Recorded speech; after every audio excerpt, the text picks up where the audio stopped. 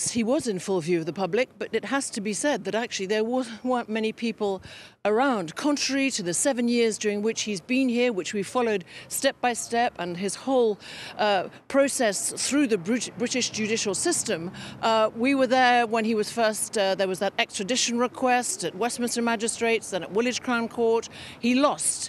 There was a green light for his extradition, let's remember, to Sweden for allegations that appear to have been dropped of a sexual nature that he always denied and that he said were politically motivated. Then he appealed to that. He went to the High Court. He lost there. He then took it to the Supreme Court, the highest court in the land, and he lost there again. And that's when he jumped bail, which is where I'm going to turn to my guest, who was involved at that point. Why was he involved? Well, because he is actually the former consul, Fidel Narvaez. Thank you very much indeed for being with us here on France 24. You were the consul from 2010 to 2018. Therefore, you were here when when Julian Assange came here. What is your reaction to his arrest this morning and these charges? First, the British ones of him jumping bail. Then we learnt that there is indeed an extradition request by the US authorities. This is a very, very sad day for human rights, for freedom of expression, and certainly is a very sad day for my country.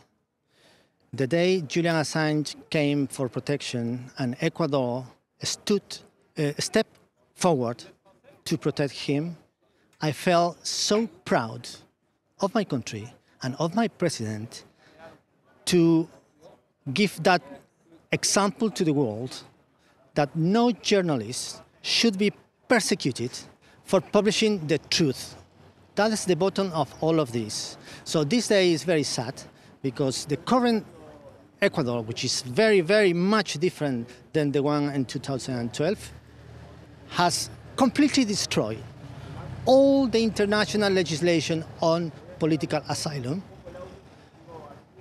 under the pressure of the United States in order to hand over a journalist that is going to be extradited to the United States. That's the bottom of the thing.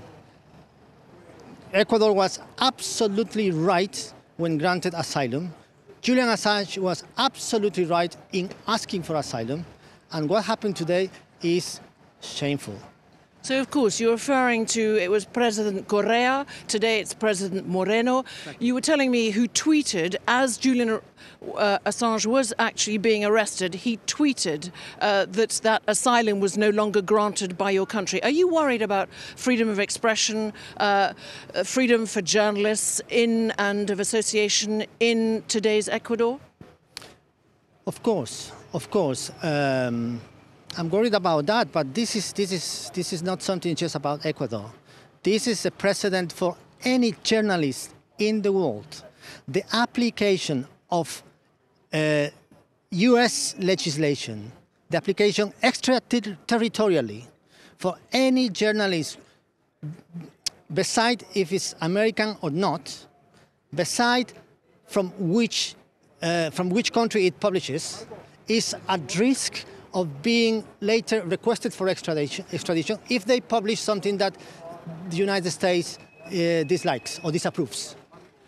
You say that there's been pressure from the United States, but clearly when we listen to the Foreign Secretary Jeremy Hunt, he says that it is right, so has the Home Secretary Sajid Javid, that Julian Assange face British justice and that they're not saying whether he's innocent or guilty as far as the extradition request with the US is concerned. British relations with Ecuador have not always gone well, certainly when he was first here in the embassy. Now, Jeremy Hunt has said, the Foreign Secretary today, that there's been a careful relationship, that has been a new collaboration with Ecuador. What do you know about that? Well, what happened today is clearly a coordination between the British, the Ecuador of President Moreno, and the United States. This is not something unilateral taken by Ecuador. This is clearly a collaboration. The British have patiently waited for the political conditions in Ecuador to change, and that already happened with Moreno, and there you go. They have what they always wanted. what they've always wanted. Well, certainly a fugitive from justice, a wanted man by the British authorities, also by the US, clearly. And we hear that those Swedish charges that we thought had been dropped, had expired, are now also being looked at by the Swedish authorities.